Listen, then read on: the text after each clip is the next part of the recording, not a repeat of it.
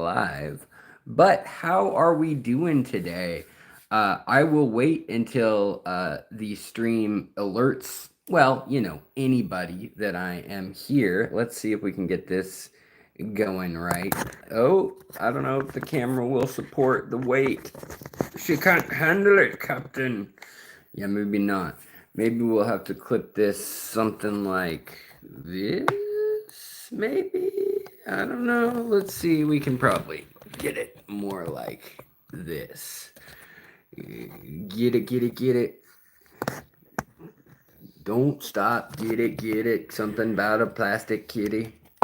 All right. So, how are we doing today, everybody? Um, I guess we'll just see who trickles in on this live stream. Kevin Roseberg, what's going on? Good to see you, buddy. Dean Stevenson, hello. I didn't want to schedule a stream just because tonight I'm not gonna lie. I'm not gonna sugarcoat it. I'm real worn out. I'm pretty tired, but I wanted to at least come up, say hey, maybe answer some questions if anybody has questions, show you the new guy in town, and yeah, just see what's up. What's up, Jeff? Good to see you. Aqua Escapes, hello. Timotheos, hello. Guy Ashby, Tasha's Pond, and Stephen P. What is up? What is my favorite shop, Fernando? I like the shop in San Francisco, the incredible aquarium shop there, the aqua flora designed or aqua forest design, I mean, well, what's its actual aquarium? I don't even remember. The AFA store is pretty rad. And or AG, is it? No, I'm having the hardest time with my brain right now with the thinking of the acronym because they own AFA. They own all of that. But it's the store in San Francisco. I really like that one. Also, Aquarium Zen in Seattle. That's a great shop.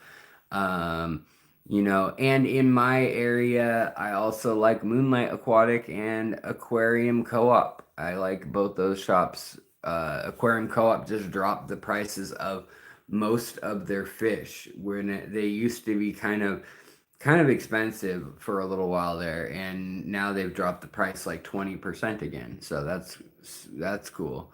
But yeah, and Moonlight I like just for the prices and the selection. I've been working with Chang, and if you go to any of those places, like any of those places, order from any of those places online, um, look in the description of this video. I've got discounts for 10%, 15% off of those things.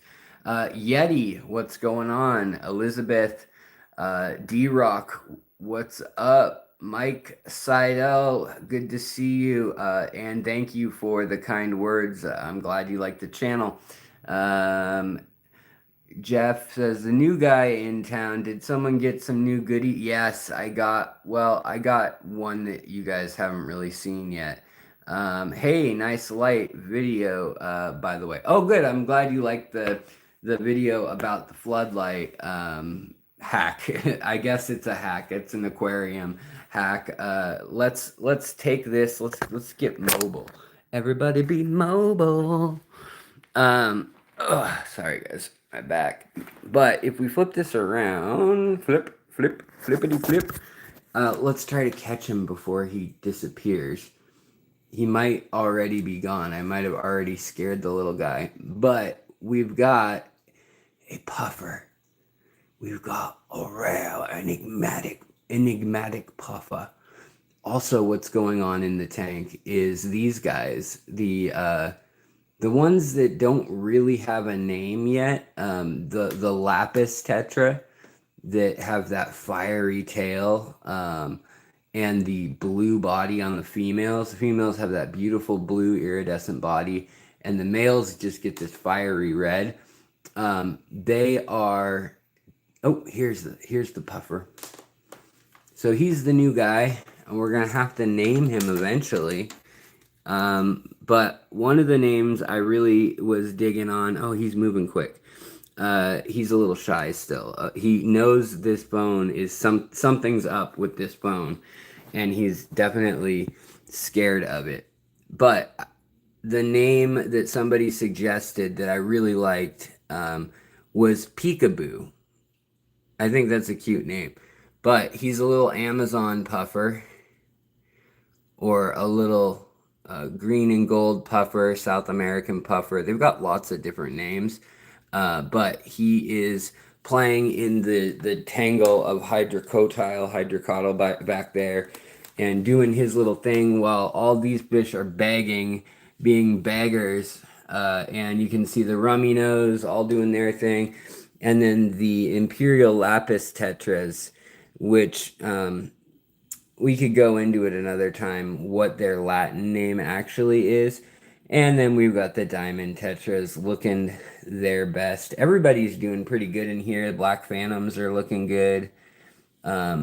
This tank's pretty chill. Also, the other new thing that we've got is we've got 3 of these guys, which if you have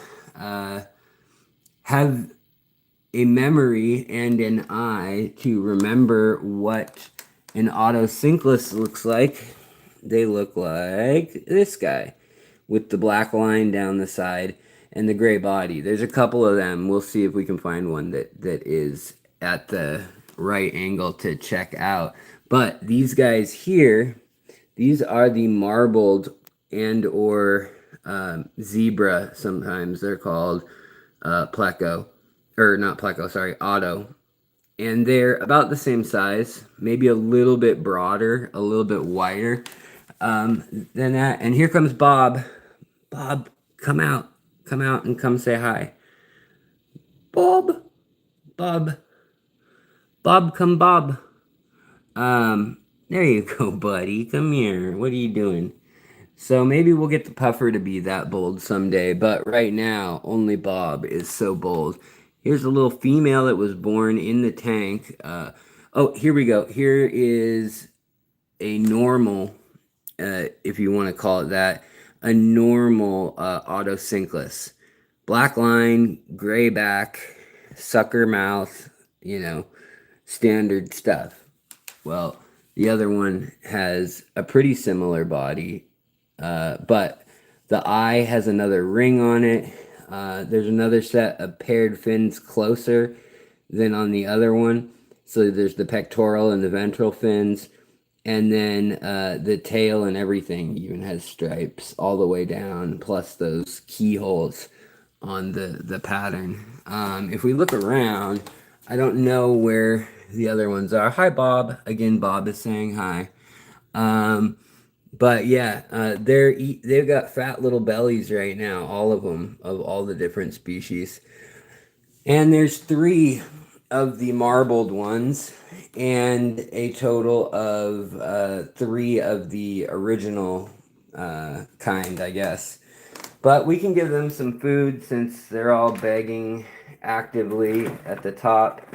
Hold on one sec. Let me give them some Aquarium Co-op. This is their fry food, but I feed all my fish the Aquarium Co-op fry food. It does cause like an oil slick pretty easily, or a protein film rather, but this powder they go nuts for, because what it is it's just salmon that's been ground up and then dried out to some degree. And there's other filler in there too, but for the most part, it's just dried up salmon guts from like a big processing plant. And yeah, it's pretty cheap as well for the Aquarium Co-op fry food. In here, you can still see the tin Winnie Danios are still making an appearance. It's really dense with vegetation right now. And again, we had the pretty little all blonde guppies, but now they are 2 generations in. So here's one that has the color gene of the metallic lace mixed in. See, this is what the males look like after one generation. These two males here. And it's just a slight bit of red, but those males have already mated with the females of the generation below. And now we're starting to see fry right here that don't have the blonde trait anymore. The blonde trait is no longer dominant after two crosses. So I'll be curious to see. I set aside some blonde ones because that was a gift from a viewer. And so there's some in the other room with the glass guppies also. And I crossed them. And then look at this. Here we go. Here we have. These are the guys that Bob Steenflat says nobody can keep these alive over a few months. These little glass catfish. They are tricky. I will give him that. There used to be 8 of them, and now I think there's about 4 in this tank. But it's really dense, that tank, with plants, and I think that's part of how everybody's surviving. Sorry, guys, I haven't been looking at your questions or comments. Let me get right down to them. So it's your birthday, Zilla Zoo. Happy birthday, everybody. Say to Zilla Zoo, happy birthday to you. Dabba dabba doo. Yabba dabba doo. I decided. Shaken Bottles, what's up? Anybody know if you breed wild caught fish in captivity, would you be able to sell the babies? Yeah, for most fish you can, unless the species is listed as protected or like federally listed as threatened or something like that in particular by species name.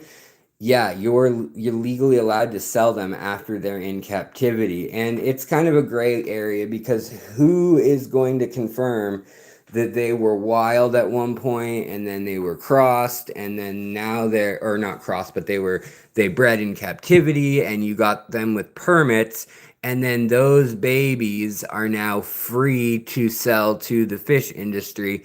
A lot of people just don't touch native fish because of that. That's why you'll see that some people only sell foreign fish. But now you're starting to see Florida flagfish, elastoma.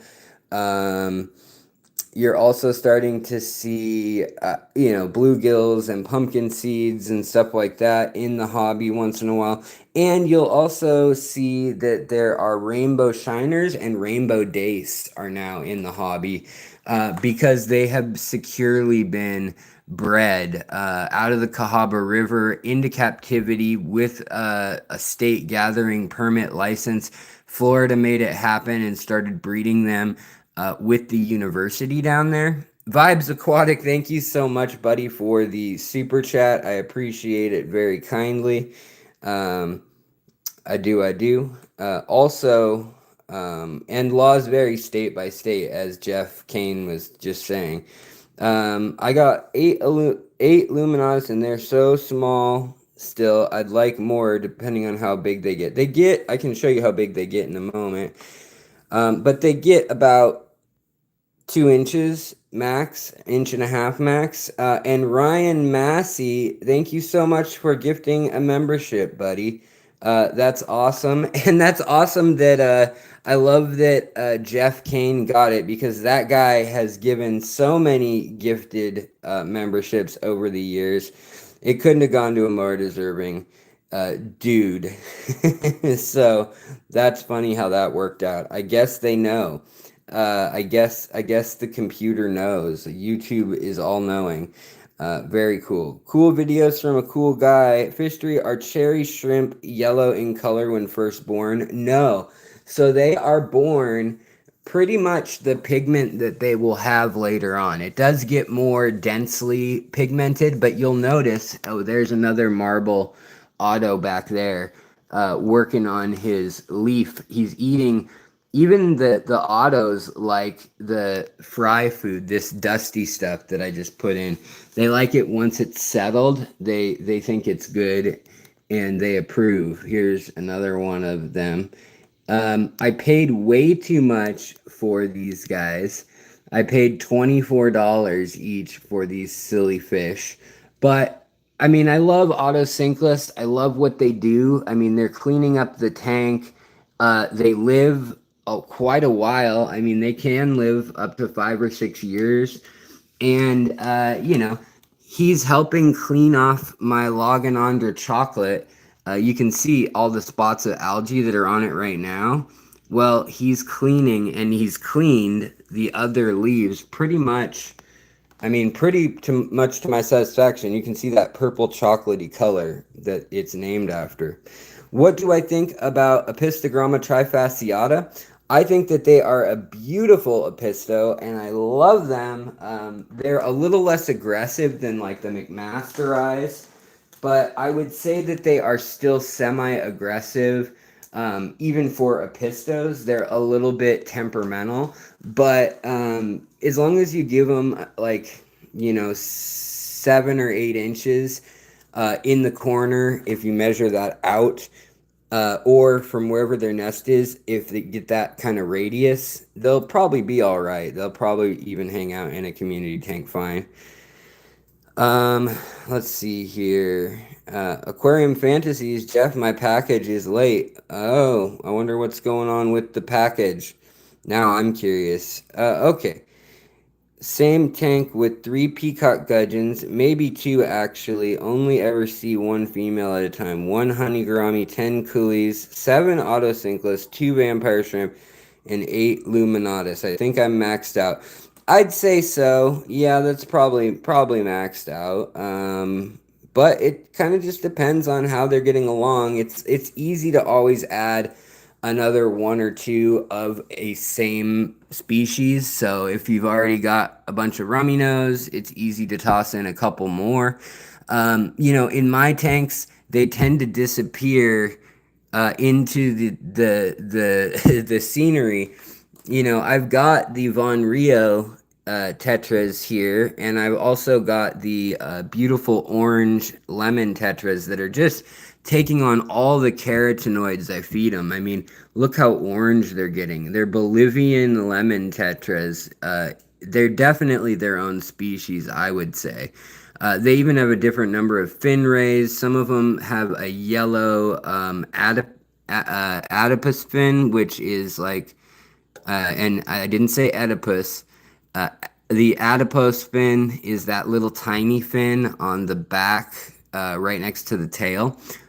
It'll get yellow. That fin will yellow up, and it does that a little bit on the other guys too. So the females, they've got the normal clear ones like that, orange, but you'll see that. So this is a different species than this. That might be obvious to some of you, but yeah, these are the orange lemon tetras from Bolivia that need their own species classification still, versus the Von Rio or flame tetra that has these bars on its side.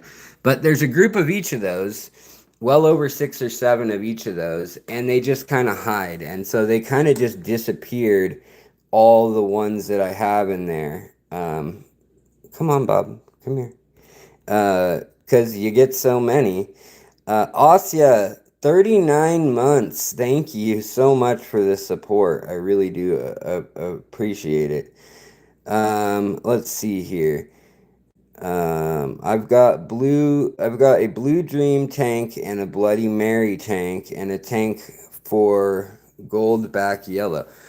That's good to have the separate tanks. Bloody Mary and Cherry Red are going to be different genetics. The gold back versus the gold line, or the 24 karat gold, a lot of times are different lines.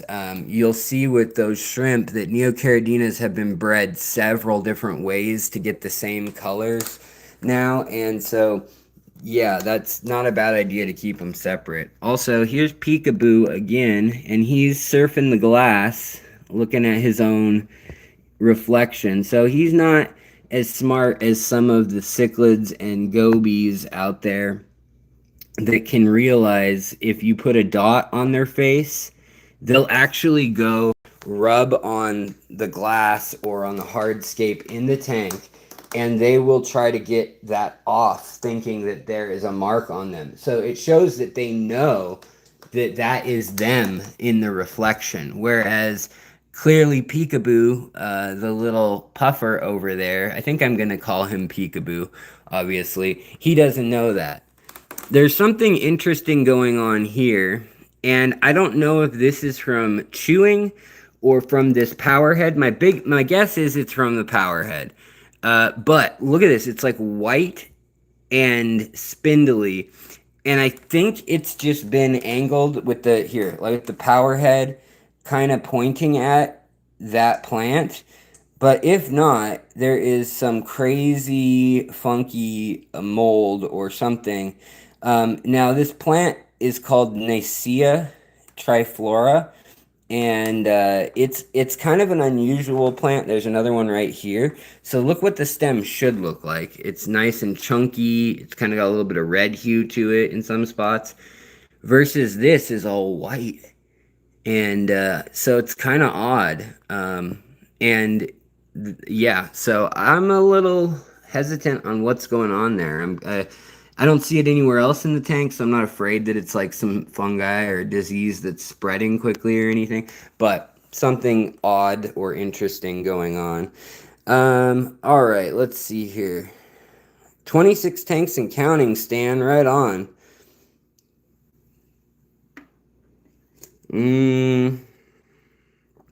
Let's see here. Aquarium Fantasy, so you bought fish from Lucas and he lives 4 hours from your house and the same state, and the package is delayed. Yeah, he's pretty remote. If you're talking about Lucas Bretz, he's really remote. Yeah, packages take forever coming from his new place. I dislike ordering from the new place. All right, let's see here. Are orange Neos larger than cherries? No, they're all the same size roughly. Jay Oliver, John, buddy, thank you so much for being a member, bud. I really appreciate all you members. But also, thank you for the well wishes, feeling better, and 33 months of support, man. I can't thank you enough for that. If anybody hasn't been checking in for a while and you're curious, what happened to your beautiful blue Ukrainian angelfish? All 5 passed away. All 5 got sick and passed away. I couldn't figure out what was going on. I treated them with levamisole, thought maybe it was worms or, a parasite like that. Praziquantel, I treated them with lightly first. I put them into their own tank, but literally the first 2 died overnight in this tank, and I couldn't. And then I moved the other 3, and they were gone within 2 days also. And then the last one passed away like a week after that. So I don't know what killed them, but I do know that the other ones from the Ukraine that were backpacked out of Ukraine, which was such a cool story, I know that most of them passed away also, which is a real bummer. That really sucks. Because I was excited about them and to have them, and they were such unique dark blue angels. It makes me wonder if they were juiced at all, like if they had hormones or color enhancing, injections or pigmentation stuff. You can see here, I've got a little bit of algae right on the glass when I'm real close. So I'm really hoping that the new marbled autosynclus, whatever, look, he's the exact opposite of cleaning the glass right now.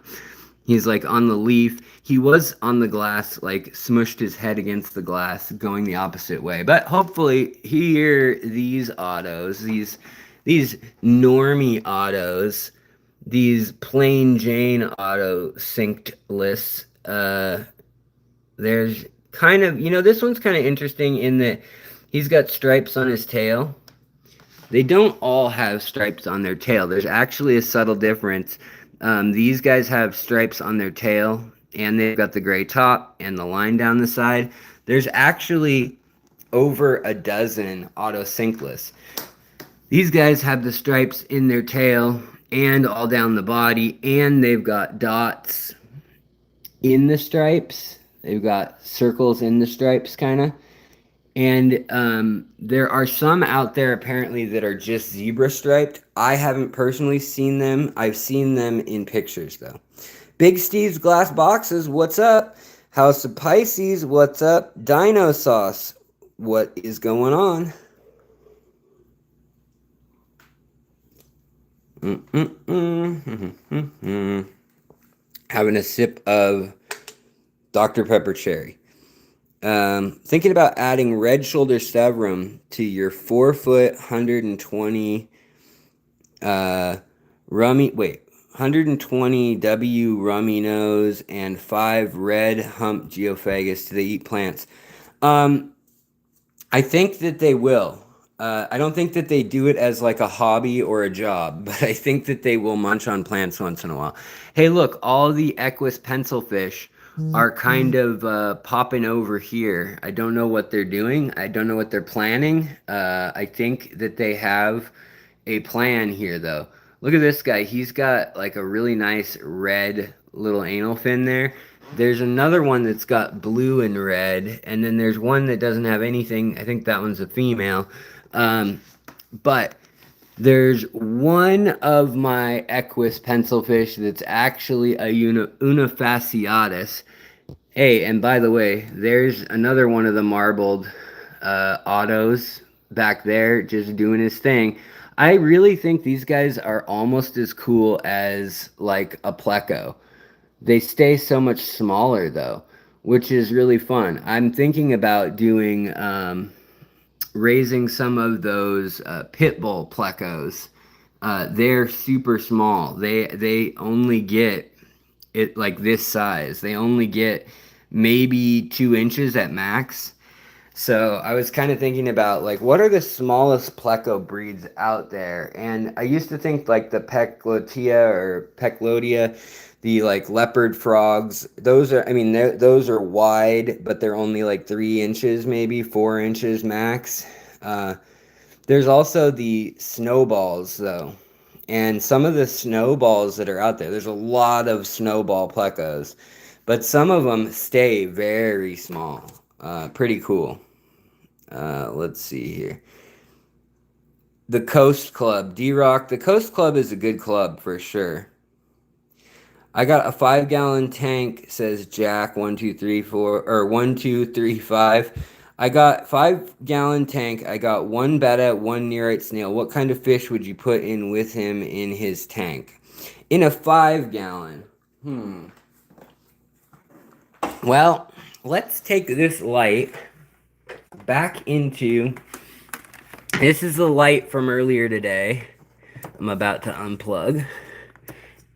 I had a little photo session with it. Hold on, guys. I gotta set you down. Oh, into the darkness. Now would be a great time to hit that like button if you like what you see. If you like anything that we've talked about today, I think you can double tap the screen or you can minimize the chat and hit the thumbs up. We've only got 45 likes out of hundreds of y'all who have come and gone. You're kind of hurting my feelings a little bit. But in here, let's take a look at one of the several 5-gallon options that I've been playing with. And let me plug, hold on, let me plug in. Hi guys. Hang out with these guys for a minute.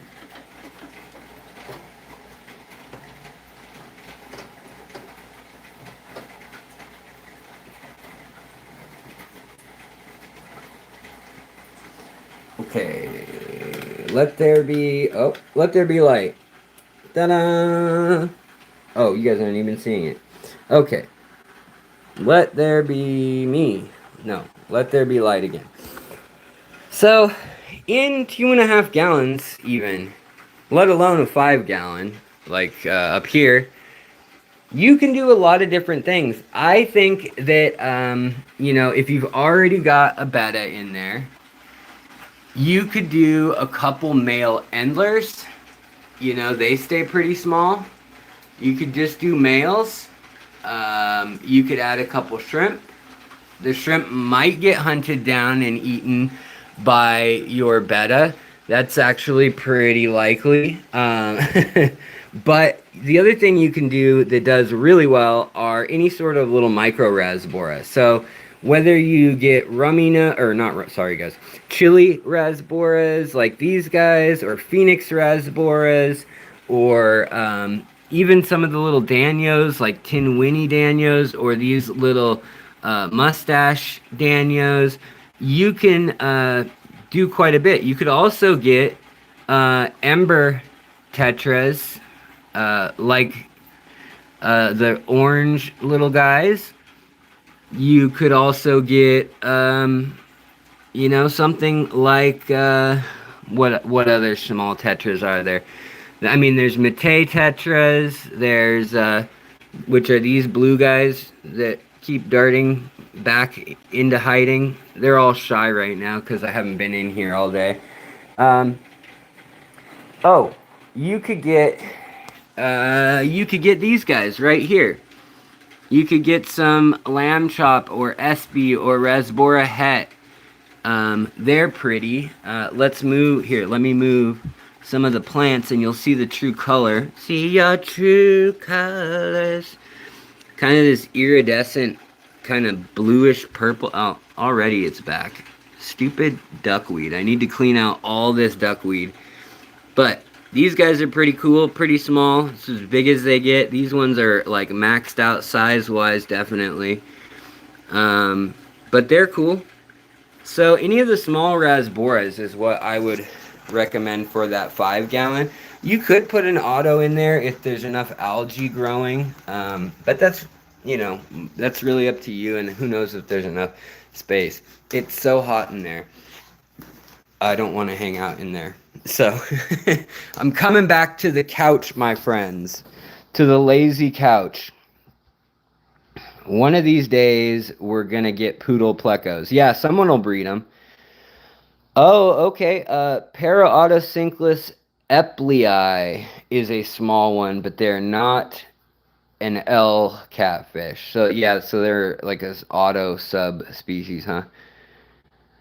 Not a rabbit snail. Cool videos from a cool guy. Those were actually cappuccino or mocha snails, is what those were, which are pretty similar, but they don't have as cool looking bodies. Their bodies are more just a foot. They don't have a cool like face look to them or the little antennae. Collected grass shrimp. They are crazy breeding in a couple of tanks. Right on, Stan. Man, if you can use those and just have them, constantly breeding or using them as food for other stuff, that's great. Oh, what about pygmy cories? Yeah, you could totally do. You could do actual pygmy cories, but I would do Corydoras habrosus. I think those are great. You could also do Corydoras. What are they called? Corydoras. There's habrosus. There's pygmaeus, and there is another one that I'm Histatus. They're another good one. Yeah.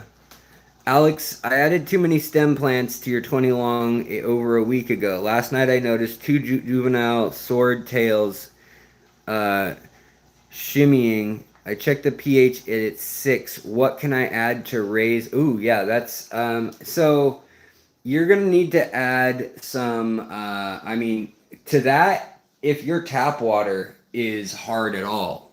Your tap water will really help. I do a big water change. But what I would do in the long run or more over the time period of a week, add coral, crushed coral now, and that'll really start getting it up. The thing is, you don't want to raise it too fast, but you do want to raise it like as fast as you can with swordtails or live bears that are feeling sick or that are kind of squirming like that. Pardon the sweat from the other room. Like I said, not feeling the hottest anyways. That's ironic maybe because I look like I am hot. I look like I am overheating even though I'm not feeling the hottest. So yeah, Corydoras histatus, tail spot pygmy cory is very small cory. Symbiotic relationship with small tetra name Hypha sobricon alachi, or alashi. They also can live well with kitty tetras and reed tetras. They'll school with them, which is kind of cool. Um, it's really dark in my fish room today, by the way, guys. Hey, Spinster Sister, thank you so very much. I really appreciate it.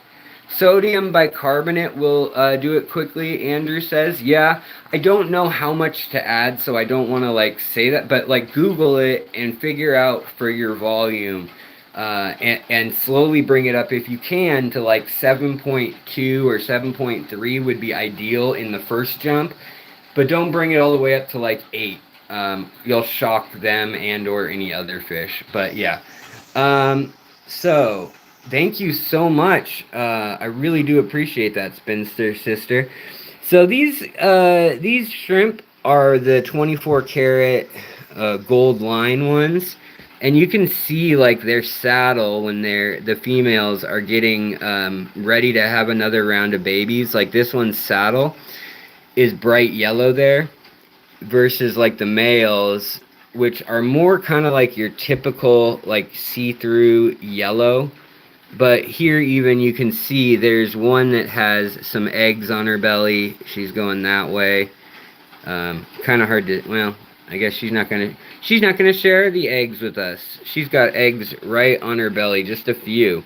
I don't know if somebody swiped them or what happened, but this tank needs another clear out. You know, I was in the hospital for a month basically, or sick, one or the other. And basically I need to go in and go through and like take out all of this extra sawasser tang, trim this plant here, and also, you know, the same is true up here, one of the bettas up here in the green shrimp tank. These are the emerald shrimps up here, and I haven't even really paid attention to these guys in like, whoops, in like months. I feel terrible, but they've been doing so well on autopilot. Like they're just in here eating algae and doing their own thing with a cheap Aquarium light. Then we've got the female betta up here just chilling, and you know, her man could be any number of the bettas that I have in other tanks lurking around here. Somebody asked about wild bettas, or asked about bettas, period. So here's a betta, macrostoma, and this guy is, or maculatus, this guy is just a big old chunky boy. And he had a female, but he rammed her in the gills a bunch of times, and she did not make it, unfortunately. But she was up here. She passed away. I'm introducing shrimp up into here, by the way.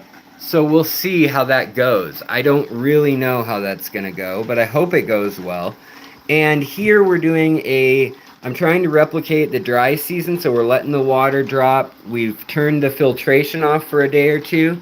I'm keeping it cycling so that the foam and filter are still being oxygenated. But in here you can see even the loaches are getting restless, the coolie loaches, the gobies. But these are the ones I want to spawn, and it's kind of going in the opposite way. They're not coloring up any better. They're actually coloring down. The male here, I mean, he's got a little more blue to him. Also, the color's just funky because there's so much duckweed right now. But if we get rid of the duckweed, and then we look at, somebody was curious about how big the luminatus pseudomagills get. Well, here's some adult ones right over in here. There goes a Gertrudii, same kind of idea. And then over here, we've got the another Gertrudii female. And then you can see the Sahulensis, which is a kind of unusual or not super common rainbow fish. And they do really well, though, in water that's, you know, subtropical to temperate, like anywhere from 70 to 80 degrees Fahrenheit, really. But this tank's doing its thing. I'm going to add water back probably to this level. There's a real jumping hazard with all these pseudomagills and rainbow fish, small rainbow fish anyways. But they're gonna have, they're gonna get a whole fresh water thing. They're gonna get clean out because the TDS, I'm trying to raise it, and I'm hoping that these little cichlids are gonna spawn because they haven't so far. So we're doing the fake wet season. Anyways, so here's the betta maculatus, the big old betta malak. He kind of stays in the corner and just fights off everybody and begs for food. Then we've got my betta maha chiensis, which are what a lot of people think of as alien bettas. And you can see there's two males in here. And there's actually a female with the striping, male with no striping and color. And then this is the most dominant male. But in here, we also had, oh yeah, there it is. We've got a fry that has stayed in the same tank. A 2.5 gallon, ladies and gentlemen. And I've had these fish spawn and have a baby that is still alive back there. If you can see it, there it goes. And there actually were a couple in here yesterday. So I don't know how many babies. Yeah, there's another one right back there. I don't know how many babies are in there, but it's some. So that's kind of cool. These guys, where's their light? Come on, guys, have your light. So here we've got my betta imbolus. These bettas are getting to be almost adult size. They're kind of in low light right now. Most bettas like low light, but they're in a 2.5 gallon. Yet again, needs a water top off. But here we've got the female and we've got the male, the dominant male, and subdominant male, female, and female over there. Also, these guys are doing great. The goodyids, so many babies in here. I don't even know what to do with all of the babies. I mean, there's literally just baby everywhere. Beckford pencilfish wanting to spawn. The peacock, peacock gudgeon, rainbow gudgeon, whatever you want to call them. And also, these guys are not even eating the fry. So it really surprised me that those guys didn't eat the fry. That nobody's eating the fry. And yeah, so anyways, that's the update on the fish room. I get so hot in this fish room though. I'm like sweating. But, gotta show you guys this. The lovely Yo-Yo Loach decided to smash himself along the glass and say, yo, I'm a loach. So, that's what he has to say. And the fry of those betta imbolus are right in here doing their thing in the dark. I give them pond water every few days, every 5 days, every week or so. And they kind of just survive. Hold on, let me dry off my face.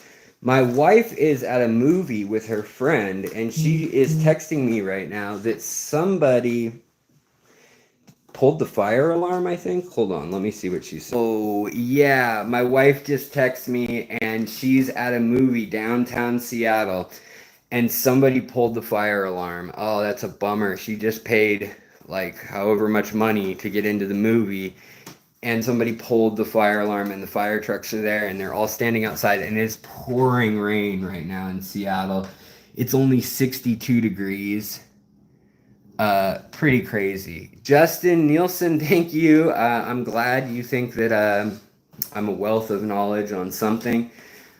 Fish, it's pretty trivial, but hopefully, I can keep some facts straight. Most of what I tell you, hopefully, is mostly true. I don't know.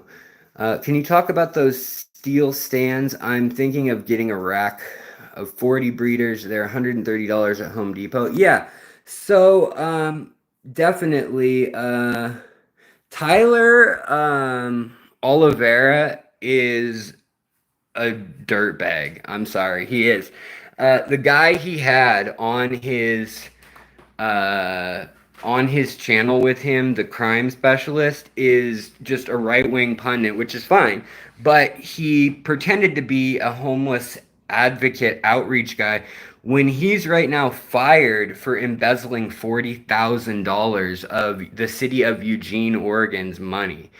And he's the guy walking around in those videos being like, oh, these poor homeless people, kind of winking a nod, and then saying, like, we need to do something about them, though. I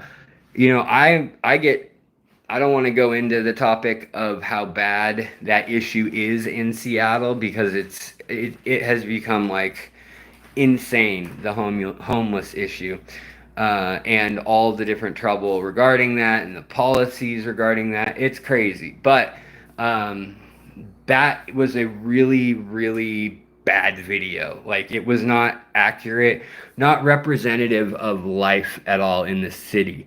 There is a a fact check of that video by a guy named Thought Slime, who is super liberal, like obnoxiously liberal. But he has the facts line by line about what happened in Seattle regarding policies and things. And he's from Canada. So, I mean, he just fact checked that guy just because of it. But, anyways, back to no, they're Maria, they're not.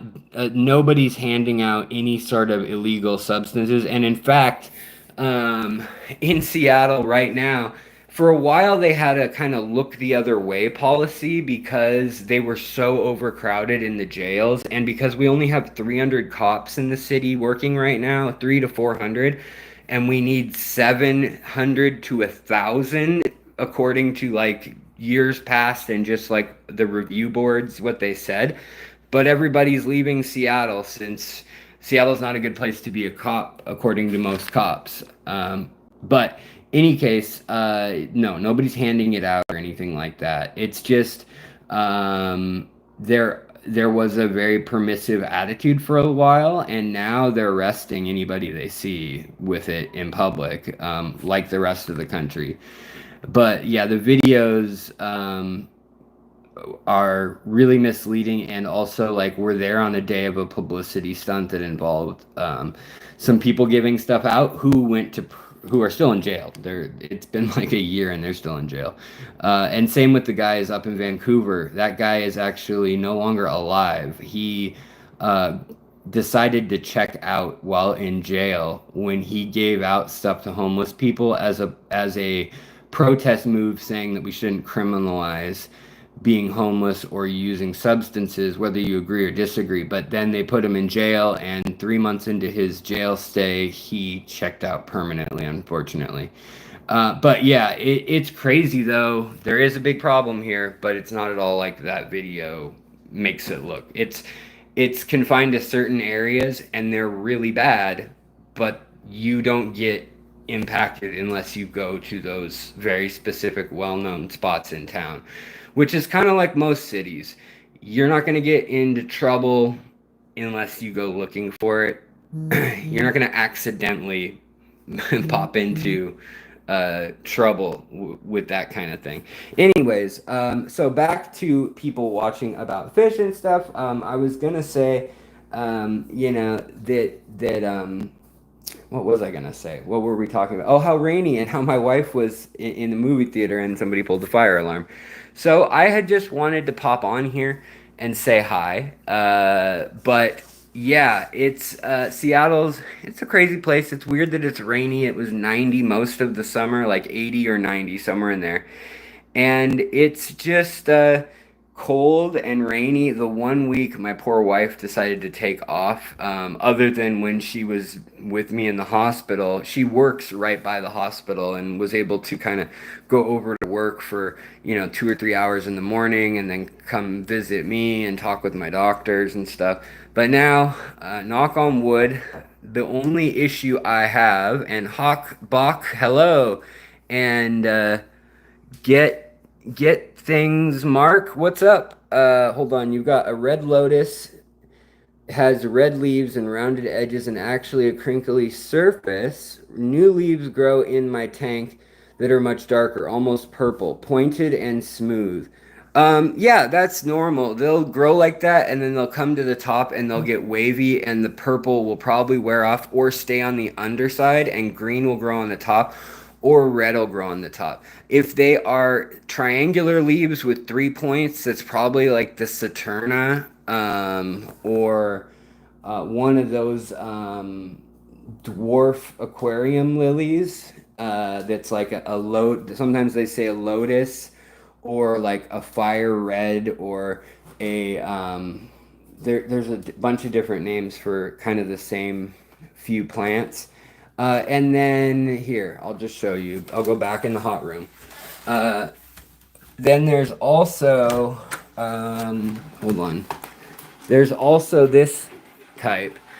So this one here has the more rounded leaves, and they come up and they turn kind of a green, but they have an auburn color and markings to them, but they're purple underwater. And if it weren't for freaking snails in this tank, we got a bit of a snail happening that are they're eating the algae off the leaves, but the problem is most of them aren't tough enough to handle the algae getting ripped off. So it rips a pinhole, and then once there's a pinhole, then the scuds and or little tiny critters start eating at the edges of the leaves. And so if I trim them all, they'll make it to adult size. But if I let them be, they won't make. I mean, this one's gonna probably grow up quickly, and the ones that grow up quickly do make it to the top. But it's crazy how a lily will adapt or a lotus. Some of them though are just kind of like that. Some of them just grow up and quickly have that triangular shape and the color and the crinkles. Others are more flat. It just depends on the kind you got and the species, but also the way it was bred in captivity for really the last 200 years. Lilies and lotuses have been very popular. Sorry, my hand's over the camera. Yeah, tiger lotus. Thank you, Doompy. Thank you. Yeah, it could be like one of the tiger lotuses, like the dwarf tiger lotus or the um, yeah, there's a whole bunch of them out there. Juices, what's up? Good to see you. So maybe the original leaves were surface leaves from shallow water, but the new leaves are immersed. Totally, that would make sense. It could just be that they grew really quick too. That in the lighting is that it was way higher lighting outside, and so the leaves flattened and tried to get as much sun as possible outside. Whereas inside, maybe there's less light per square inch, and so they've decided to kind of go into not flowering mode, but more vegetative mode, and it's just hanging out there. But yeah, tell me, Laura, at least someone didn't open a can of surströmming in the cinema. No, no, no, no. Nobody is nobody's stanking it up with any salted herring or fish at least. Nope, she texted me that they got back into the theater after the firemen all ran through in their suits and literally were like, hup, hup, hup, hup, hup, hup, check, check, check, check, check, check. Our firemen in Seattle work really hard. People do really dumb things when it's raining and they're stuck inside, especially when it's cold. But in the summer, they just do the dumbest things. I don't know why, but they do the dumbest things. And our fire department does a really good job of helping people that may not, like Darwin may not think that they deserve help, or his awards, anyways. Any tips for growing pearlweed? Soft water, hard water, they don't like. Minerality's fine, but keep the pH under 8 if you can. That will help. They do like some minerality, so I guess I shouldn't say they like soft water, but they do like slightly acidic water. Slightly basic's okay too. Neutral's ideal, and then like some minerality. I guess that's more of the zone. Mike Myers or M Myers, what's up? Good to see you. Emma says my KH is 180. You mean your TDS or your KH? Your KH, that would be crazy. Lower alkalinity, says Stephen P. And he knows all about plants. I trust him. So if your pearlweed is like I was saying, they can have some minerality, but they don't want the pH. They don't want anything up in the eights or anything like that. Most plants don't. But if your water's hard like that, what you can do is you can go out and get a jug of like sparkles or crystals, or there's different brands. You can get a jug of 5 gallons or 2 gallons or 1 gallon or 2 liters or 4 liters or whatever it comes in your country, distilled water. Put that in with botanicals when you first fill up your tank, or when you do a big water change, and that will take some of that hardness out of your water if you're trying to get it down and your tap water's hard. The other thing you can do is you can add things like botanicals that break down into carbonic and tannic acid, and over time that will bring your acidity down, but it will take some time. Now, some people try to dose it with acidic things, and I don't recommend that, because then you're going to have to match it and you might overdo it or underdo it, and it's just easier to gradually do it, or to do it a bit by bit with water changes. So, if you have a 10-gallon tank and you go get 5 gallons of distilled water, half of the water being changed out is likely going to give you about half the TDS or half the KH that you once had.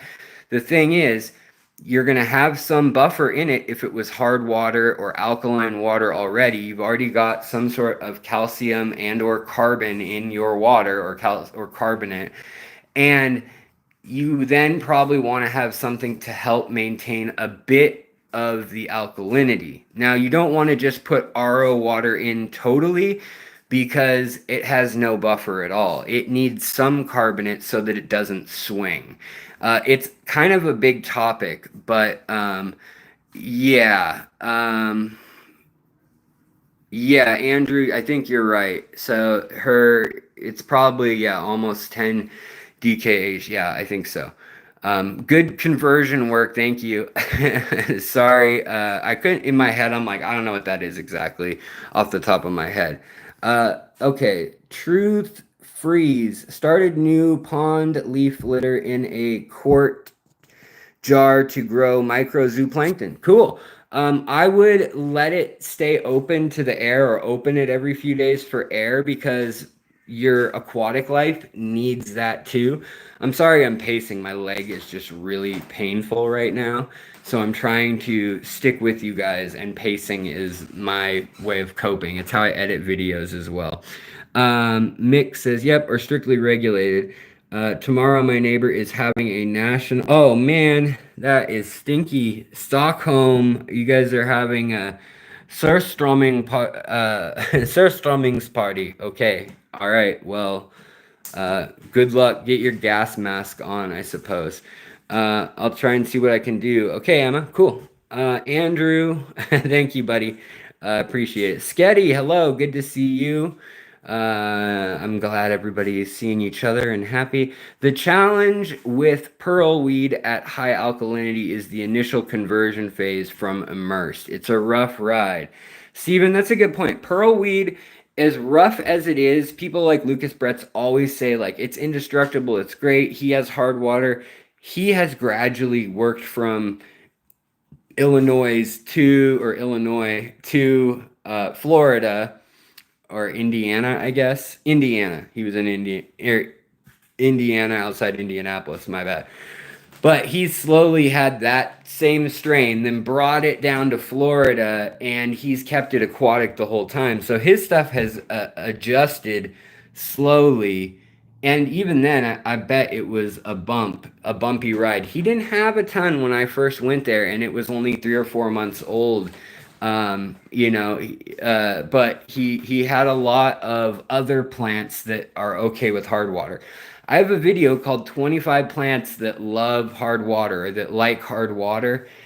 If you're curious, like, what would work better for you, because maybe pearlweed just isn't the best thing. Like hornwort, kabamba, pearlweed, those are things that are just kind of known to give a little bit of trouble with high minerality. So yeah. And when you take it down, yeah, like Steven just said, if you take it down into the lower pHs, but have a little bit of minerality still, it will grow like a weed in my experience as well. So yeah. Fusion developer. I hope you develop that soon. We could use some of that fusion, cold fusion energy. I only raise things that love hard water and add lots of calcium carbonate. Cool. You must have a lot of Lake Tanganyikan and or live bearing fish.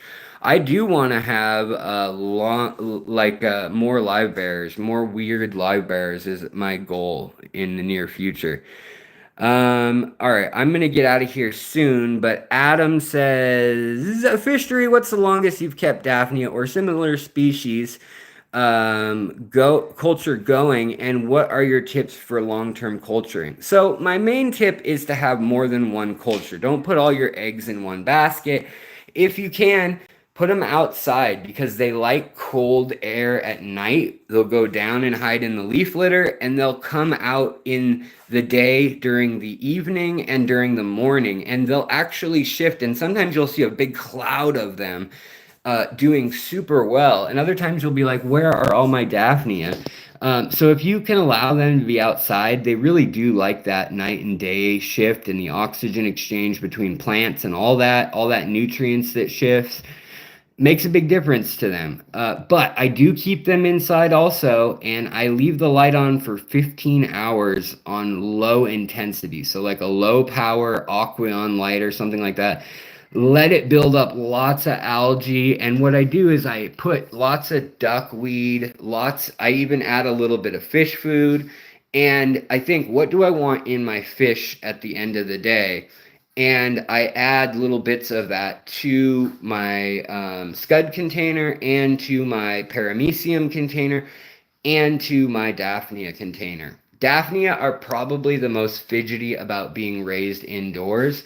They don't need a heater. They do need oxygen indoors. They do need an oxygen tank. And I've had them last, I don't know, 6 years or something. I mean, I had this round going for a really long time. When I moved, I took a sample of water in a bottle and basically restarted things with that. And then also let a new colony start from scratch outside so I could show it on the channel. So I've done it many times, and I've gone out and collected them from the wild as well, just from lakes and ponds, by getting a resurrection jar or a little sample jar, going to a lake or beach, getting a sample of the leaf litter or water by the shoreline, and just watching it, and then taking a pipette and pulling anything that I wanted scud wise or mosquito larvae that I didn't want, grabbing it all out one by one. Any tips on getting to see a spotted Raphael more often? He's 12 years old, literally assumed dead for 8 years until recently.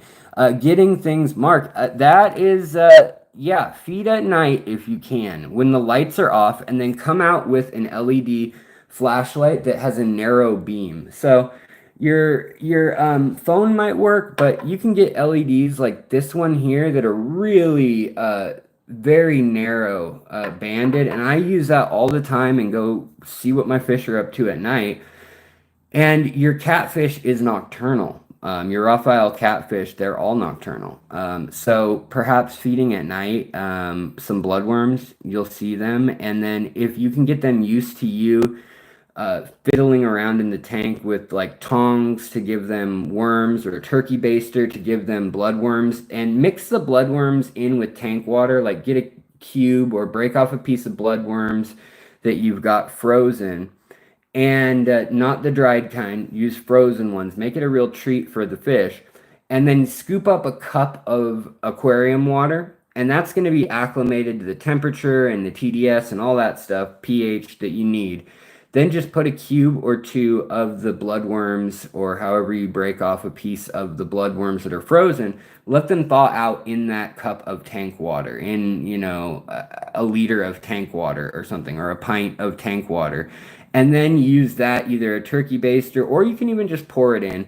And then it won't be super cold on the fish either, and won't like shock them, because some fish get kind of startled if they're eating bloodworms or any frozen food, and they touch it with their mouth and it's like this sensation they've never experienced in the jungle or tropics of like ice cold, and it probably feels like burning to them because we confuse the two as such.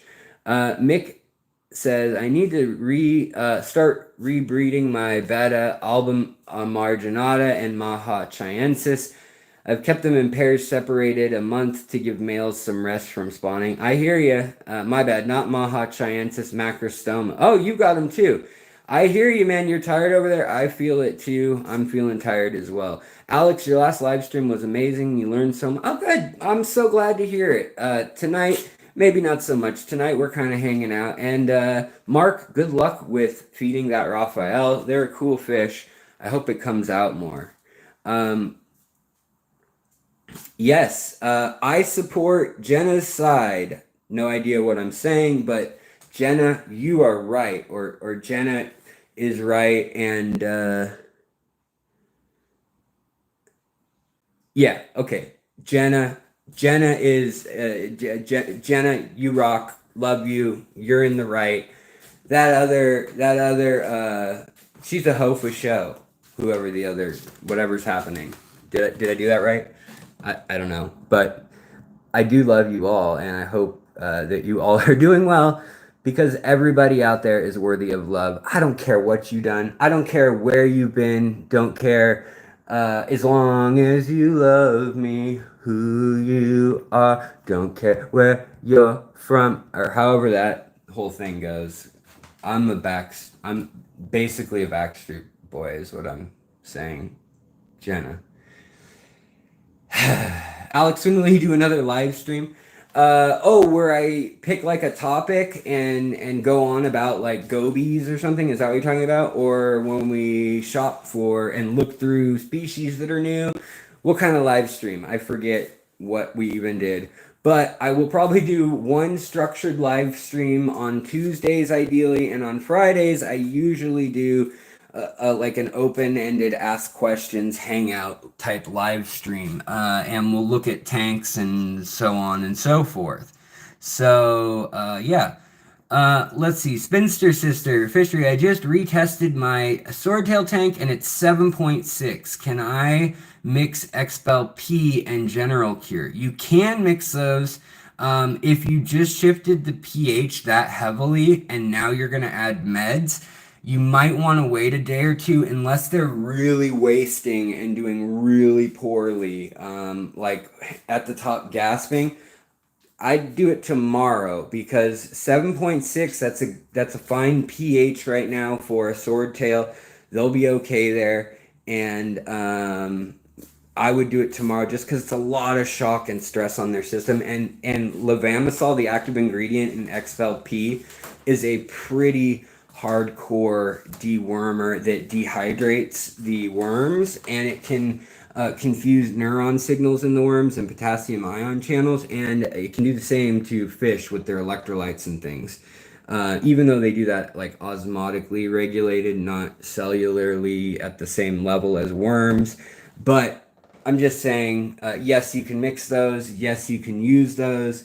But I would probably do it on a day where they haven't had any swings in pH. Maybe just throw in, a leaf, a catappa leaf. I know that might take things back down acidically. If there's already leaves in there, then don't worry about it. But that will give them soothing feeling. You could also use, if you have stress coat, like a little bit of that.